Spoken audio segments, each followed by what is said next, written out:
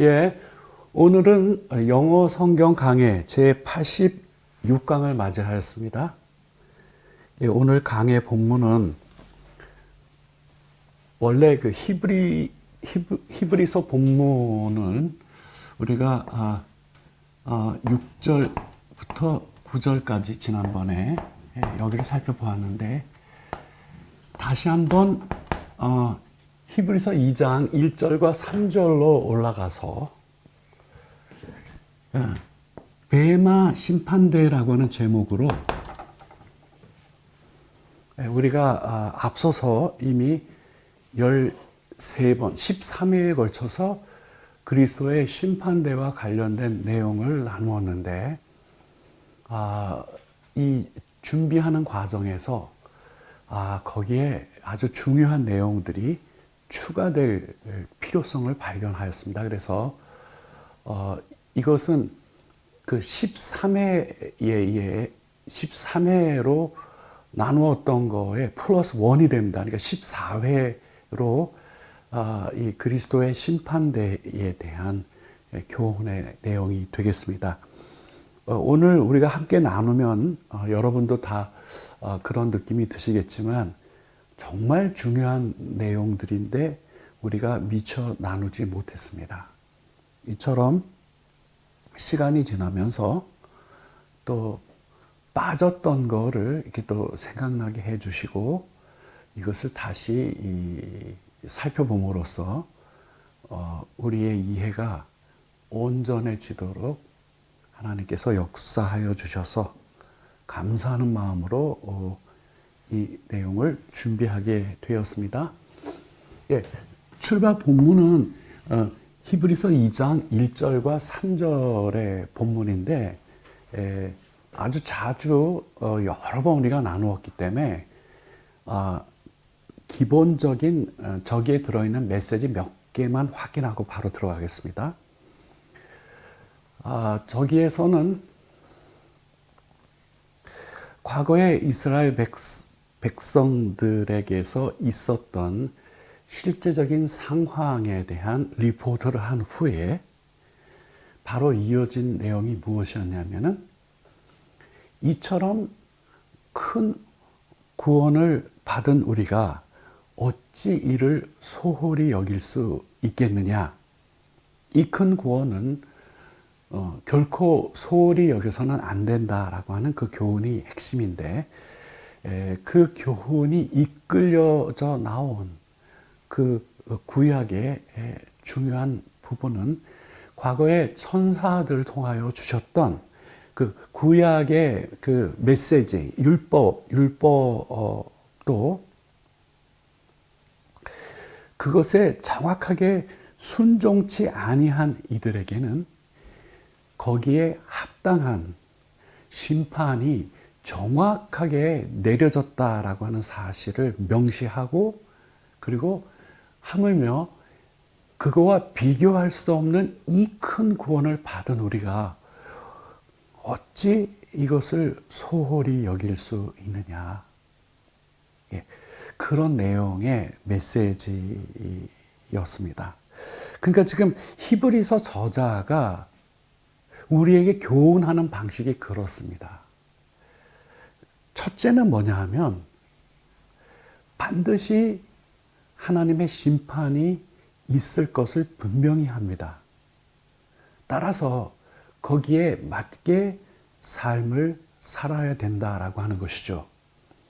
일단 역사적으로 보면 구약의 이스라엘의 백성들의 삶 속에 이미 그 공정한 주의 심판이 그대로 이루어졌음을 선언하고 우리가 들은 바에 유념치 아니하면 어떻게 된다 그랬죠? 흘러 떠내려가게 된다라고 하였지 않습니까? 네. 그래서 오늘 이 베마 심판대라고 하는 이 제목으로 그리스도의 심판대와 관련해서 우리가 꼭 알아야 될 내용들을 추가하는 그런 내용을 오늘 함께 나누겠습니다. 다시 그 히브리서의 그 교훈으로 돌아가서 한 가지 이 중요한 이 히브리서의 바탕 속에서 중요하게 던지는 기본적인 그 질문이 있습니다. 특히 2장에 들어와서 그 질문이 명백한데요. 그 질문이 뭐냐? 히브리서를 왜 기록하였는가? 그겁니다. 네. 히브리서를 기록한 이 동기를 이게 바로 히브리서를 쓰게 된 동기다라고 밝히고 있지 아니하나, 그러나 그 메시지의 맥락 속에 충분히 느낄 수 있는 메시지가 있습니다. 그게 뭡니까? 히브리서 저자는 이 상당히 분량이, 그러니까 신약의 책 중에 분량이 많은 편이거든요. 이와 같은 많은 내용을 기록하였느냐? 한마디로 얘기하면 이 큰 구원을 결코 소홀히 하지 않도록 하기 위하여 이 히브리서가 기록됐습니다. 그러면 이거는 저의 의견이 아니라 히브리서 자체가 이 큰 구원을 등한히 여기지 않는 두 가지 방법을 제시하고 있습니다. 그 본문 속에. 첫째는 그리스도의 심판대를 기억하는 거고요. 또 한 가지는 우리가 받은 이 큰 구원이 얼마나 놀라운 축복을 받은 건지에 대한, 즉 이 큰 구원의 내용에 대하여 이거를 소홀히 여기지 아니하도록, 이 가치가 얼마나 놀라운 구원을 우리가 받았는지에 대한 내용을 전개하죠. 그래서 한편으로는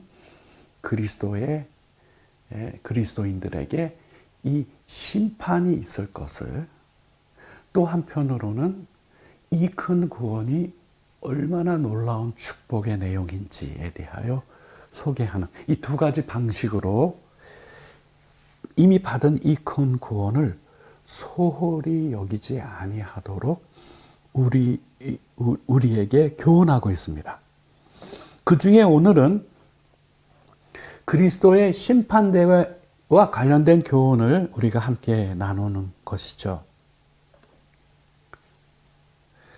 질문을 다시 던지면,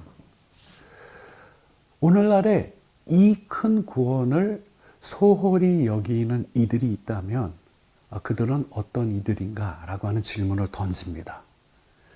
오늘 주제와 관련해서 그 대답을 하면 이렇습니다. 즉, 자신은 이 심판과는 전혀 관계가 없다라고 하는 것을 전제해놓고 살고 있는 그리스도인들이 너무나 많습니다. 근데 방금 우리가 질문을 던졌듯이 오늘날 이 큰 구원을 소홀히 여기며 살아가는 대표적인 그룹이 어떤 그룹이냐 하면, 장차 있을 그 심판하고 나하고는 전혀 관계가 없는 일이다 해서 이 심판에 관한 한 신경을 완전히 끄고 살아가는 그리스도인들이 바로 그런 이들. 다시 말씀드리면 이 큰 구원을 소홀히 여겨서 구약시대의 성도들과 같이 흘러 떠내려갈 위기에 처해 있는 그리스도인들입니다. 그렇기 때문에 베마 심판대라고 하는 건 이것이 곧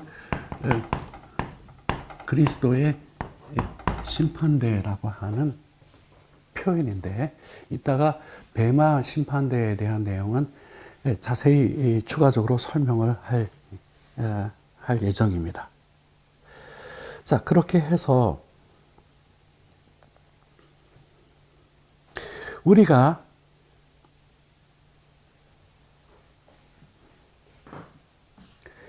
이 큰 구원을 소홀히 여기지 않는 첫 번째 비결로 히브리서 저자 자신이 우리에게 제시하고 있는 것은 뭐냐 하면, 반드시 우리의 삶이 언젠가 반드시 심판을 받는 때가 온다라고 하는 사실을 명심하는 일이라고 하는 것이죠.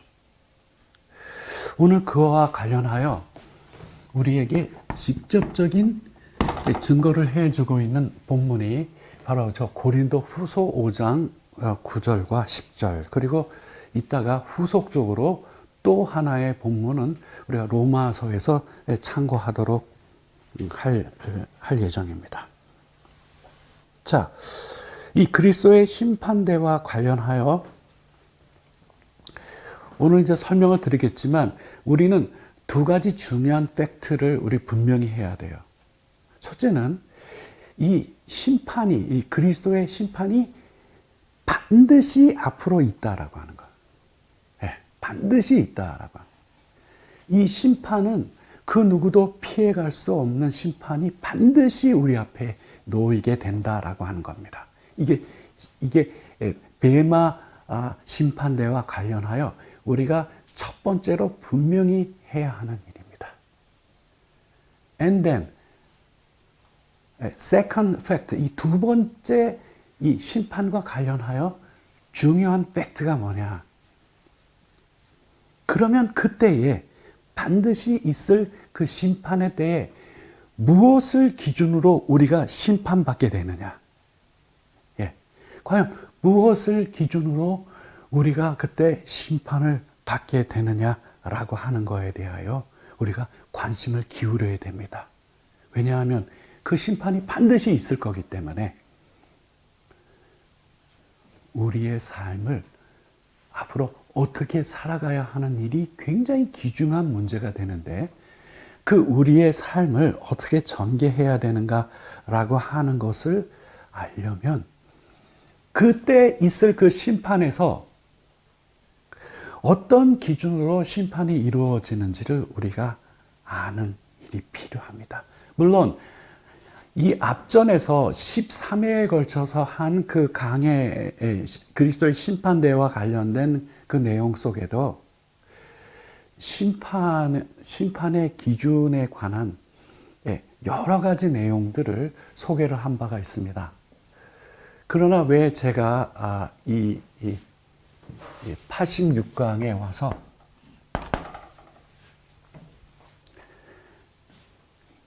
이제 시기는 어떤 때냐 하면 그 큰 구원의 구체적인 내용이 어떤 것들인지를 우리가 알아보는 단계로 지금 진입을 해 있어야 되거든요. 그럼에도 불구하고 이거 잠시 대기를 시켜놓고 다시 한번 13회에 1회를 더 추가해갖고 14회로서 이 그리스도의 심판대에 대하여 생각하는 아주 중요한 이유가 있습니다. 그거는 그때, 즉, 반드시 있게 될 이 심판 때에 무엇을 기준으로 심판이 이루어지는지를 아는 일입니다. 이게 분명해져야 이 큰 구원을 소홀히 여기지 아니하는 삶을 살 수 있고, 구약의 백성들처럼 흘러 떠내려가지 아니하는 삶을 살 수 있는 것입니다. 자, 그래서 오늘 우리가 그거와 관련하여 다시 말씀드리면 이 큰 구원을 반대로 소홀히 여기지 아니한 훌륭한 삶을 살았던 대표적인 모델을 말하라면 바로 그 사람은 바로 바울이죠. 바울입니다. 그래서 오늘 우리는 베마 심판대에서 무슨 일이 발생할 것인지에 대하여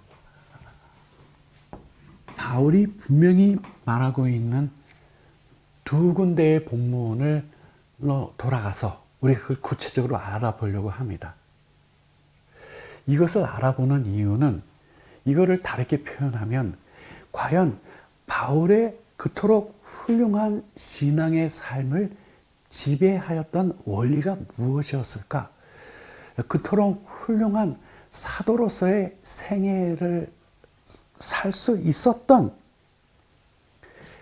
바울의 삶의 중요한 전제가 무엇이었느냐, 그거 알아보는 일입니다.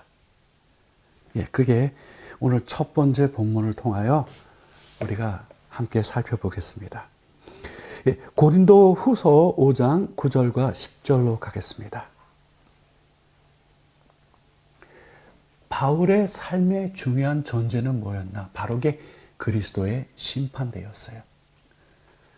바울의 삶이 그토록 하나님 앞에 칭찬받을 만한 값진 사도로서, 성도로서의 삶을 산 중요한 그 원리는 사도 바울의 삶에 중요한 전제가 있었는데, 그의 생애를 지배하고 있는 원리가 있었는데, 그게 뭐냐면 그리스도의 심판대였다라고 하는 겁니다.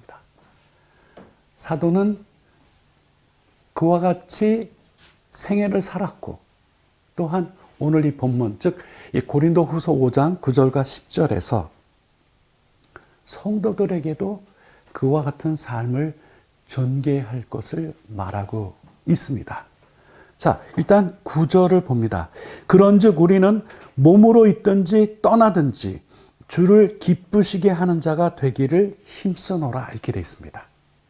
예, 전반절이 중요한 강의 포인트 들어있고요. 후반절도 역시 마찬가지로 우리가 자세히 살펴봐야 될 부분이 있습니다. 우선 9절의 전반부가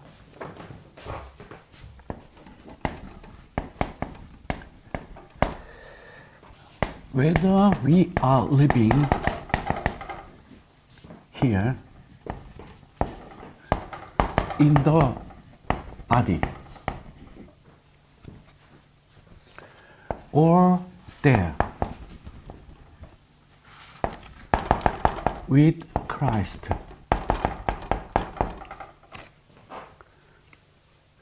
자, 이 whether는 A와 B의 구조를 거느려서 A이든지 아니면 B이든지 상관없이, 그런 뜻이에요. 네. 즉, 우리가 in the body, 네. 이거는 몸으로, 그렇죠? 몸으로 here, 여기에서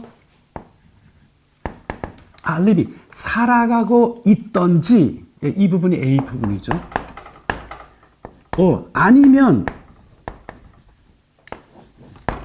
아니면 거기에 그리스도와 함께 있던지.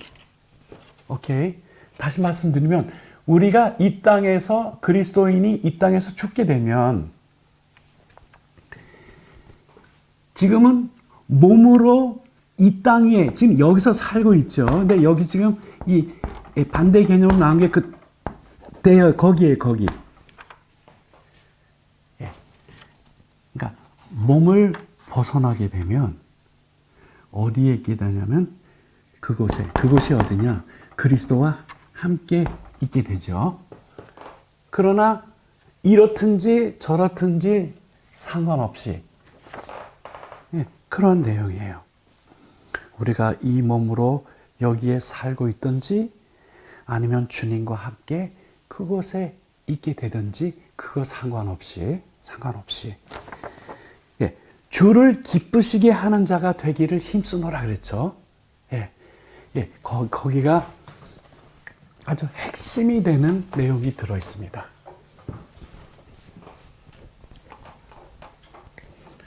이거는 전반절의 전개였고요. 9절의 전반절, 후반절, A든지 B든지 상관없이 뭐냐라고 할 때, Our only goal is to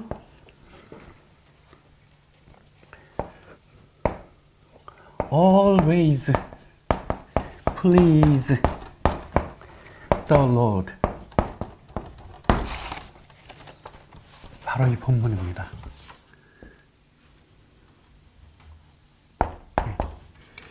우리의 유일한 목표는 우리가 이 땅에 몸으로 살아가고 있든지 아니면은 이 몸을 떠나 저곳에, 즉 주님과 함께 거하든지, 그거 상관없이 변함없는 우리의 목표는 is to always, 항상 누구를? the Lord, 주님을. 이 please는 기쁘시게 하다라고 하는, 기쁘게 하다라고 하는 동사. 주님을 기쁘시게 하는 거예요. 근데 중요한 거는 여기에 있는 이 B2가, 이것의 그 용법이 조동사 역할을 하는데, 이게 뭐랑 똑같은 역할을 하냐면 must하고 똑같은 역할을 해요. 반드시 우리의 유일한 목표는, 우리가 죽든지 살든지 우리의 유일한 목표는, 자, 중요한 거 여기 보세요. 여기 어떻게 되어 있죠? 항상 이 always가 뭘 받았냐면, 우리가 이 몸을 가지고 이 땅에 살고 있든지 아니면 이 몸을 벗어나서 주님과 함께 있든지 상관없이, 항상 변함없이 주님을 기쁘게 해 드려야만 한다는 거예요. 네. 주님을 기쁘시게 해 드려야만 한다. 그게 우리의 유일한 목표인 거예요. 우리의 삶의 유일한 목표다라고 하는 것을 얘기합니다. 근데 이 맥락에서는 또 한편의 강해를 동원해서 이 주님을 기쁘시게 한다라고 하는 것과 관련하여 우리가 더 논의할 것이 있는데, 오늘은 그게 본 주제가 아니므로 여기서는 그냥 간단하게만 살펴보고 가려고 합니다. 자, 역으로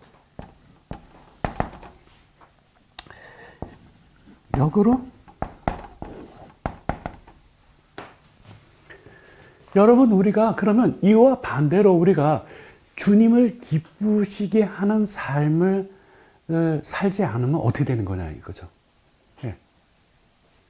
이게 must거든요. 반드시 그렇게 돼야 되는데, 그러면 우리의 삶의 내용이, 이 땅 위에서의 우리의 삶의 내용이 주님을 기쁘시게 하는 것이 아니라면요, 둘 중에 하나예요.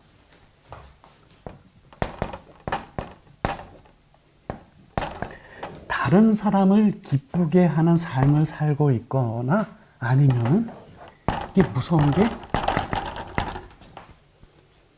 자기 자신을 기쁘게 하는 삶을 살고 있거나, 저 둘 중에 하나인 거예요. 오케이? 예.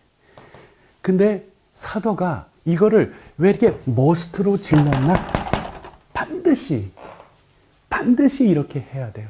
근데 왜 반드시냐? 이렇게 하지 아니하면, 즉 주님을 항상 기쁘시게 하는 삶을 살지 아니하면 다른 사람을 기쁘게 하려고 하는 삶을 살거나, 아니면 자기 자신을 기쁘게 하려고 하는 삶을 전개할 수밖에 없는 거예요. 이게 중간치가 없습니다, 이게. 그러면 여러분, 뒤집어서 말해서 주님을 기쁘시게 하지 않고 다른 사람이나 주님 외에 다른 사람이나 특히 자기 자신을 기쁘게 하기 위하여 사는 삶이라고 하는 건 뭘까요?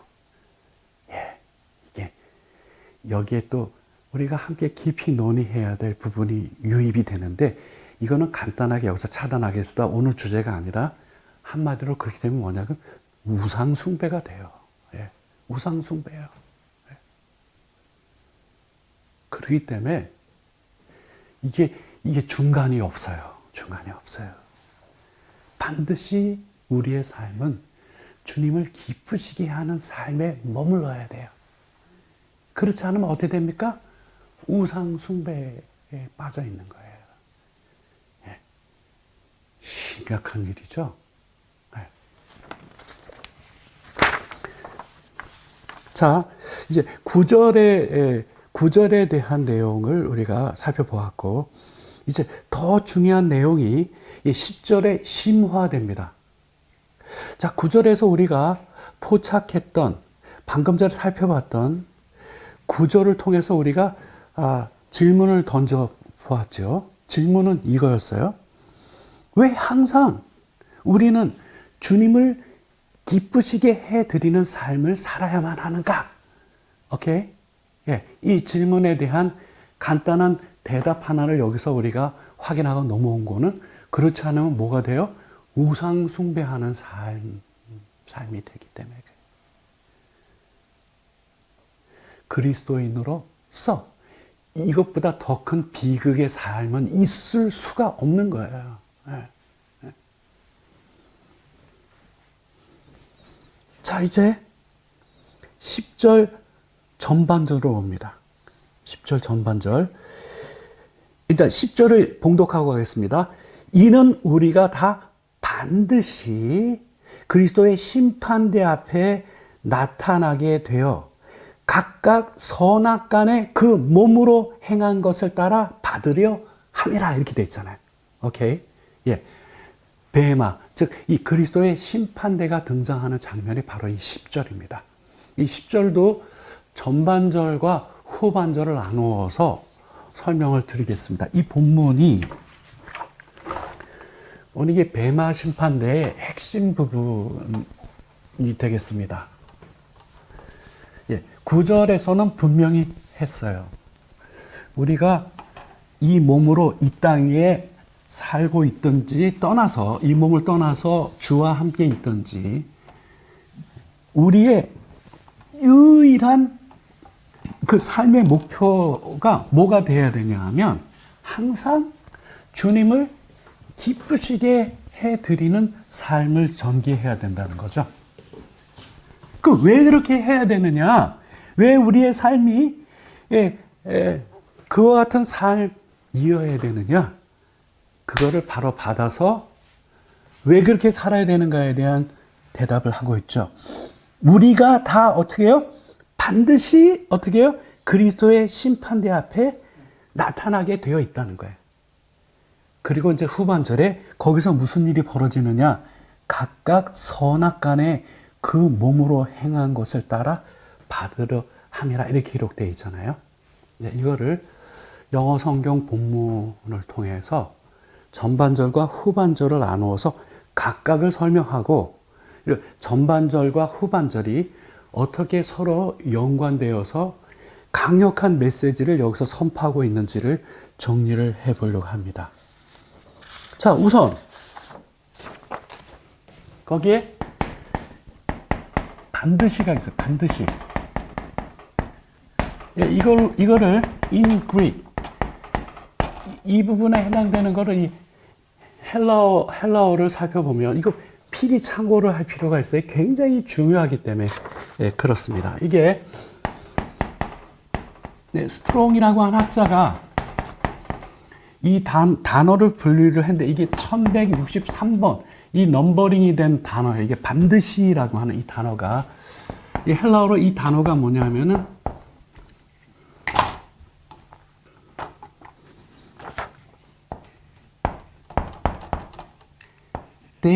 데이입니다. 데이. 썬데이, 뭔데 할 때 그 데이하고 발음이 똑같아요. 이게 데이예요, 데이. 이 반드시 해당되는 이 헬라어가 저 데이예요. 그럼 이 뜻이 뭐냐? 미닝이 뭐냐?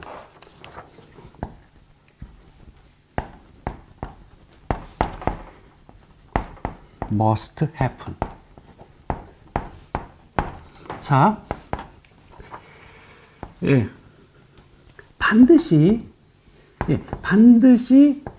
발생해야 하는 것이에요. 그 일이 여기 반드시라고 되어 있는데, 이 day라고 하는 이 미닝에 담겨 있는 그 1차적인 의미는 반드시 발생하게 되는 것이라는 뜻이에요. 근데 여기에 딸려 있는 두 번째 미닝이 굉장히 중요해요. 왜 반드시 발생해야 하느냐? 이 일이 발생해야 되냐 하면 for it is 이 두 단어입니다. absolutely necessary. 왜 이 일이 반드시 일어나야만 하느냐? 그런 의미에서 왜 반드시냐? 그 일은 왜냐하면 여기 1번 왜냐하면 그 일은 절대적으로 필요한 것이기 때문이에요. 예, 어떻다고요? 절대적으로 필요한 일이기 때문에 반드시 일어난다는 거예요. 자, 우리가 오늘 강해를 시작하면서 많은 그리스도인들은 그리스도의 심판대라고 하는 존재 없이 살아가요, 그냥. 너무나 많은 이들이. 오케이. 근데 지금 이 본문에 이 day를 보세요, day. 이 day의 미닝이 반드시 일어나야만 하는데 그 이유는 그 일은 절대적으로 필요한 일이기 때문인 거예요. 네. 그러니까 장차 이 베마 심판대라고 하는 것은 어떤 일이에요? 절대적으로 필요한 일인 거예요. 그렇기 때문에 반드시 있어요. 네. 이걸 우리 분명히 알아야 돼요. 우리가 무시하고 산다 해서 지금 무시될 문제가 아닌 거예요. 있을 수도 있고 하나님이 마음을 바꾸시면 없을 수도 있고 그런 문제가 아니에요. absolutely 절대적으로 하나님의 절대적인 주권으로 이미 확정적으로 이미 작정되어 있는 일이라고 하는 거예요. 반드시 일어난다는 거예요.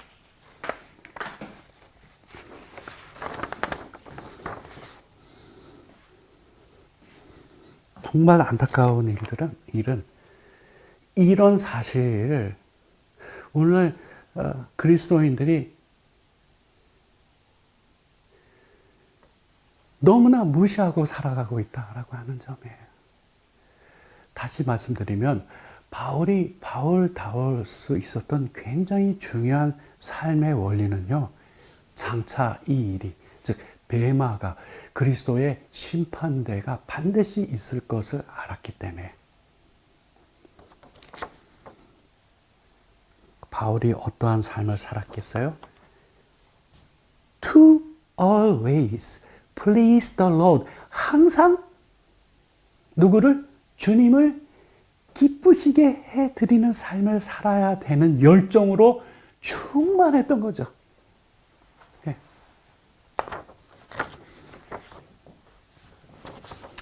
그래서 여러분 이 저지먼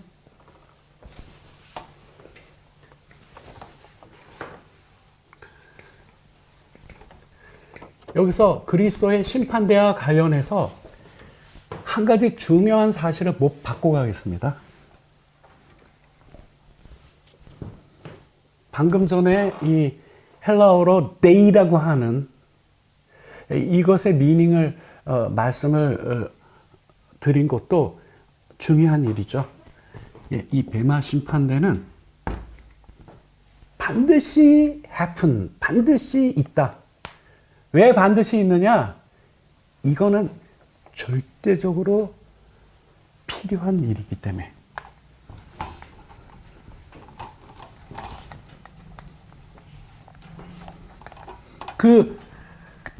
그거를 그리스도의 심판대회를 영어로는 이렇게 표현을 해요. The judgment seat of Christ. 네, 그리스도의 심판대죠. 그리스도의 심판대. 그리스도의 심판대. 자, 이 그리스도의 심판대는 is for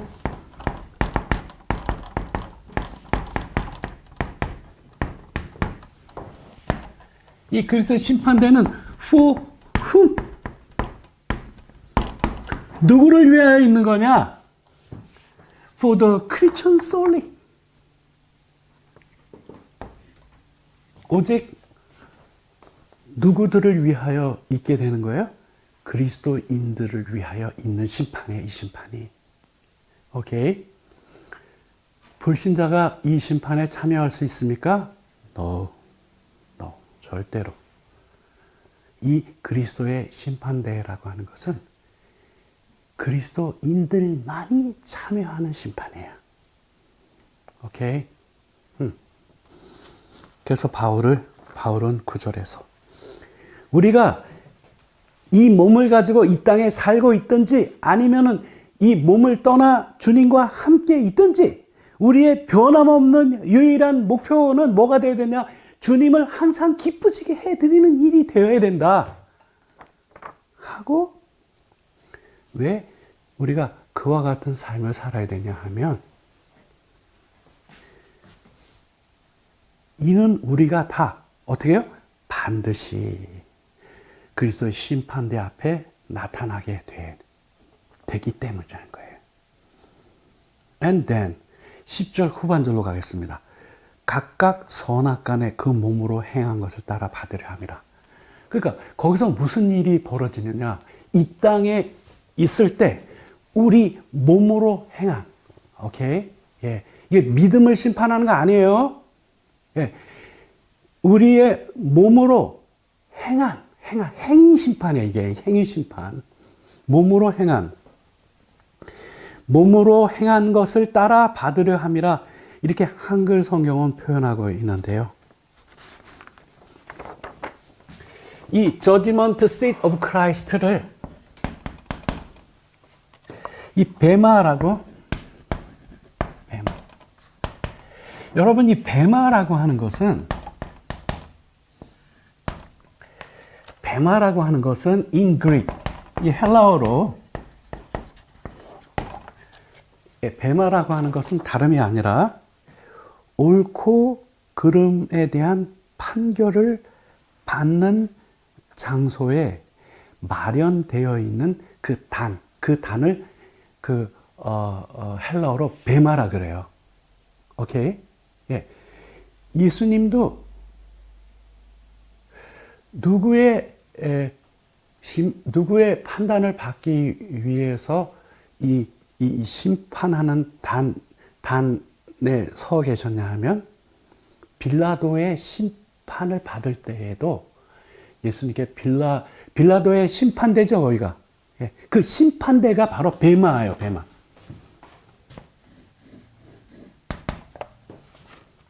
그래서 베마라고 하는 말은 심판대예요, 심판대. 근데 그리스도의 심판대라고 표현하게 되면 여기 앞에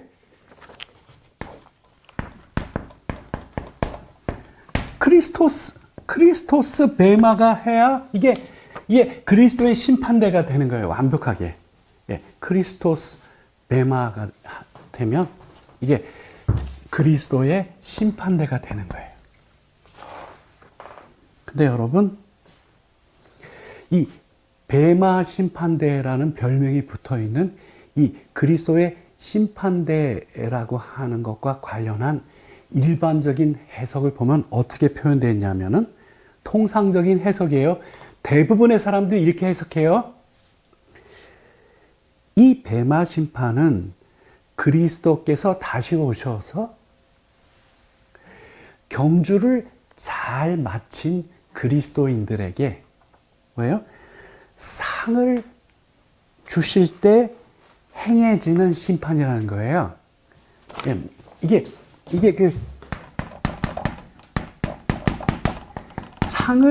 상을 베풀어주는 심판이라는 거예요. 이 베마 심판. 아까 말씀드렸지만 여러분 잊지 마세요. 이 베마라고 하는 거는 옳고 그리는 걸 가리는 자리예요. 옳은 것만 찾아가지고 그 옳은 거에 대해서 상을 베풀 목적으로만 있지 않아요. 선한 것뿐만 아니라 선한 것과 악한 것을 가리는 자리예요. 누가? 그리스도께서. 오케이? 그래서 베마 심판대를 이렇게 그리스도께서 오셔서 경주를 잘 마친 그리스도인들에게 상을 베풀 때 행해지는 심판대라고 하는 해석이 이게 과연 맞느냐? Is that right? 이게 과연 맞을까요?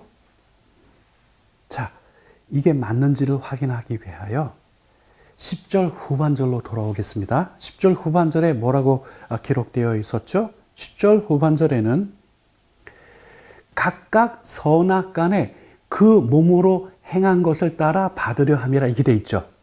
오케이? 예. 선으로 행한 거를 선을 그 몸으로 행한 것을 따라 받으려 함이라 여기 모두 같이 있어요? 악. 그래서 이 부분과 관련하여 이 고린도 후서 5장 10절 후반절이 분명히 하는 게 있어요.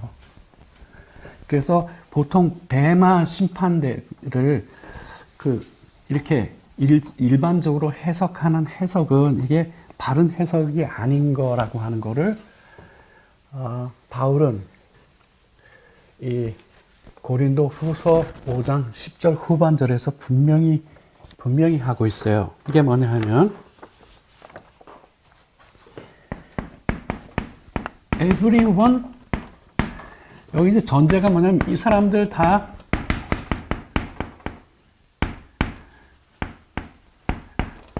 기독교인들을 말해요.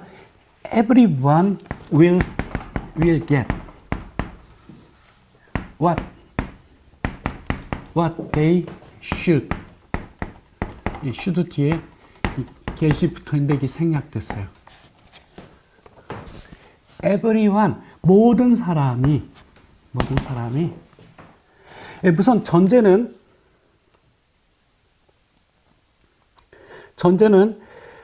이 10절 전반절이 뭐냐면은 We must all stand before Christ to be judged. 심판받기 위하여 우리 모두가 must 반드시 그리스도 앞에 반드시 서게 된다는 거예요. 예, 이게 10절 전반절이에요. 우리가 다 반드시 그리스도의 심판대 앞에 나타나게 돼요. 영어 표현은 우리 모두가 반드시 심판을 받기 위하여 그리스도 앞에 이렇게 서게 된다라고 하는 거예요. Like what? 무엇처럼? 주님께서 누구 앞에 서 계셨어요? 빌라도 앞에 서 계셨듯이 우리가 장차 이 그리스도의 심판대에서 주님 앞에 서게 되는 거예요. 단체로예요? No. 각자 개별적으로 주님 앞에 서게 되는 그때가 있다라고 하는 거예요. 반드시 그렇게 되는 거예요. 그렇게 해서 이게 10절 후반절이죠. 그래서 모든 사람은 그들이 마땅히 받아야만 하는 것을 will get 받게 될 거다. 마땅히 받아야만 하게 될 그것을 받게 될 거라는 거예요. 거기서 받게 되는데, 자, 이 말이 다시 말하면 구현하고 있어요. 다시 말하면 어떻게 되는가? They will be paid for whatever they did, good or evil. 예, 여기에 everyone 다시 그들은 누구예요? 그리스도인들이에요. 그 그리스도인들이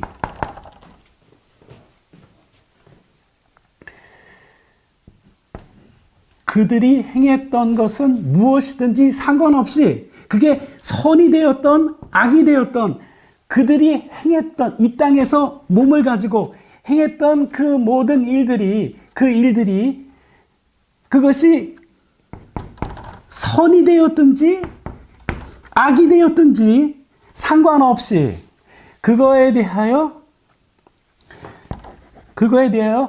will be paid for. 그거에 대하여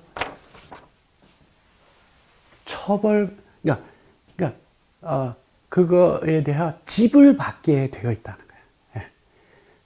그러니까 선한 일을 하였으면 거기에 무엇이 지불될까요? 상이 지불이 되는 거예요.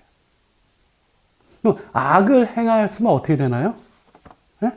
악을 행하였으면 그 악에 대한 처벌이 집행이 되는 거예요. 그러면 여러분, 여기 선과 악이 뭐예요?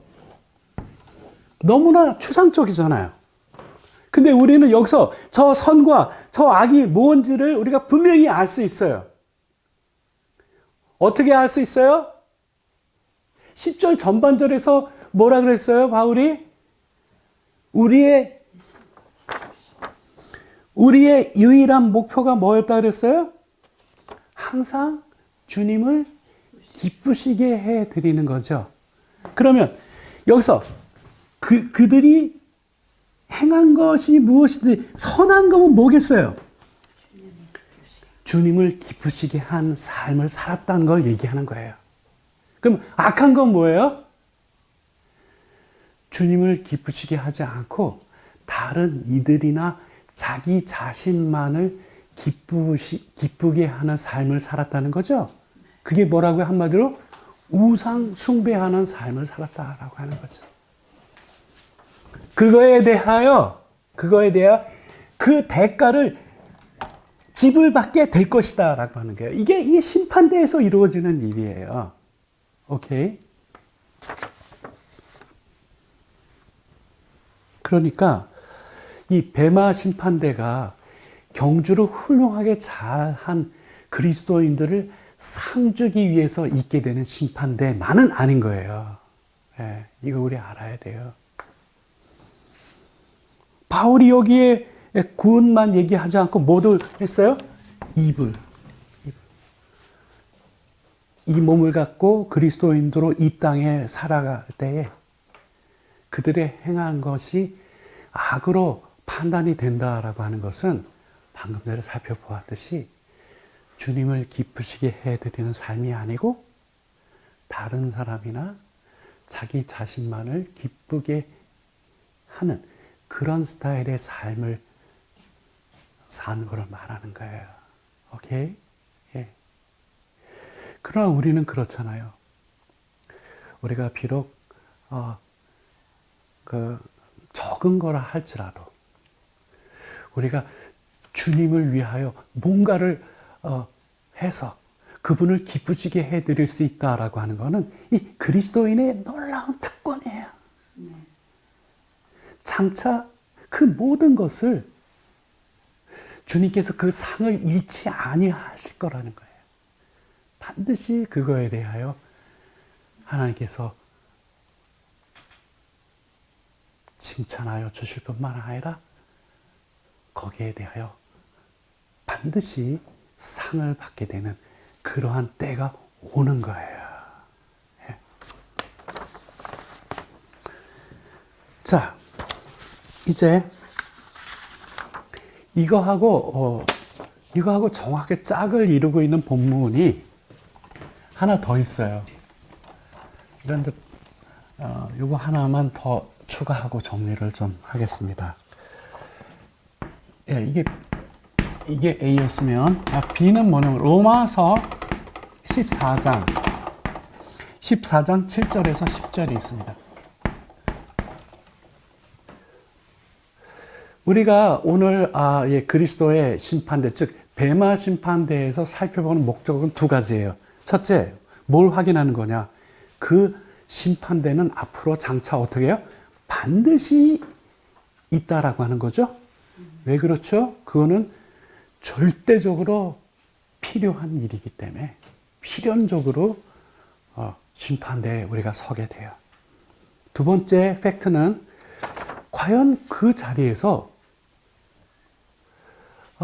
우리가 몸으로 이 땅에서 행한 그 모든 행실에 대하여 평가를 받게 될 건데 무엇을 기준으로 평가되느냐라고 하는 질문을 던져놓고 우리 들어왔잖아요. 자, 우리는 한 가지 분명하게 답할 수 있어요. 무엇을 기준으로 평가받을까요? 주님을 기쁘시게 해드리는 삶을 살았느냐, 살지 아니하였느냐. 그걸로 평가받아요. 네. 또 하나 더 있어요. 그게 로마서 14장 7절과 10절에 들어있습니다. 7절을 봉독하겠습니다. 우리 중에 누구든지 자기를 위하여 사는 자가 없고 자기를 위하여 죽는 자도 없도다. 이것이 영어 표현으로는 We don't live or die just for ourselves 이렇게 되어 있는데 한글 성경 표현이 너무나 잘 되어 있어요. 그래서 이거는 영어를 번역할 필요도 없이 그냥 한글 성경을 봉독하면 7절 우리 중에 누구든지 여기에 우리는 누구예요? 그리스도인이에요. 오케이? 우리 중에 누구든지 자기를 위하여 사는 자가 없고 또 자기를 위하여 죽는 자도 없도다라고 선언했죠? 오케이? 예. 저기 있는 고린도 후서 5장 9절과 10절도 그렇고 로마서 14장 7절과 10절도 그렇고 이거는 다 생사관을 지금 다루고 있죠. 생사관. 살든지 죽든지. 예? 우리 중에 누구든지 자기를 위하여 사는 자가 없고 또 누구도 없어요? 자기를 위하여 죽는 자도 없도다. 그 다시 말하면 8절이 부연해요. 우리가 살아도 주를 위하여 살고 죽어도 주를 위하여 산다는 거죠. 자, 중요한 팩트 들어갑니다. 8절 후반절. 그러므로 사나 죽으나 우리가 누구의 것이에요? 주의 것이로다.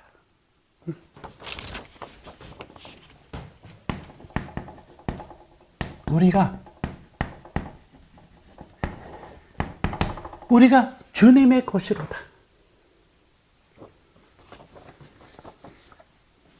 근데 여러분, 지금 시간이 많이 많이 지나가서 지금 이 내용을 많이 풀어서 설명드릴 수가 없기 때문에 오늘은 이 중요한 골자만 짚어서 정리를 하고 또 요 다음 기회가 되면은 이 부분을 충분히 설명드리지 못한 부분은 다시 준비해서 소개해 드리도록 하겠습니다. 자, 7절의 내용을 8절이 부연했어요. 우리가 살아도 주를 위하여 살고 죽어도 주를 위하여 죽는다는 거죠. 누구가? 그리스도인들은. 그러므로 결론이 뭐예요? 사나 죽으나 우리가 주님의 것이다. 오케이? 예. 그리고 근데 왜 우리가 주님의 것이냐? 그 질문에 대하여 이어지는 구절이 대답하고 있어요. 이를 위한다는 건 뭐예요? 우리가 주님의 것이 되기 위하여 그 말이죠. 그리스도께서 죽었다가 다시 살아나셨다는 거죠. 주님이 우리를 위하여 죽으시고 우리를 위하여 다시 살아나신 그 중요한 이유가 뭐예요? 우리를 자신의 소유로 삼으시려고. 오케이? 됐죠? 그러면 여러분, 우리가 주님의 소유가 아니라면, 우리가 주님의 소유가 아니라면 어떤 일이 벌어질까요? 10절로 갑니다. 내가 어찌하여 내 형제를 비판하느냐? 어찌하여 내 형제를 업신여기느냐? 오케이? 자, 형제끼리 이러한 일이 벌어지는 근본 원인이 뭐예요? 자신이 그리스도의 소유된 존재인지를 망각한 거죠. 예, 자신이 그리스도의 것이라고 하는 그 중요한 사실을 망각한 자리에는 여러 가지 일들이 있지만 바울은 대표적으로 두 가지 얘기하죠. 어찌 형제를 비판하고 어찌 형제를 업신여겼냐 이렇게 묻잖아요. 오케이? 예. 그리고 10절 후반절에 여기 결론이에요. 우리가 다 하나님의 심판대 앞에 서리라. 오케이? 예. 10절 후반절 우리가 다 하나님의 심판대 앞에 서리라. 오케이? 예. 거기에 심판대 앞에 서는 이유는 뭐예요? 이 땅에 이 몸을 가지고 살았던 그 생애를 주님 앞에 서서 평가받는 자리죠? 그렇기 때문에 우리 모두 그 주님 앞에 장차 서게 된다라고 하는 거, 이거 잊지 말라는 거죠. 여러분, 형제를 비판하거나 형제를 업신여기는 거는 이게 현상일 뿐이고, 현상은 이거 말고도 많아요. 근본 원인은 뭐죠? 이와 같은 일은 언제 벌어지죠? 자신이 주님의 소유라고 하는 그 사실을 망각한 자리에서 생겨나는 일이에요. 이 모든 일로 어떻게 된다고요? 장차 하나님 앞에 서게 될 거고, 그 모든 일로 인하여 하나님 앞에 심판을 받게 된다라고 하는 거예요.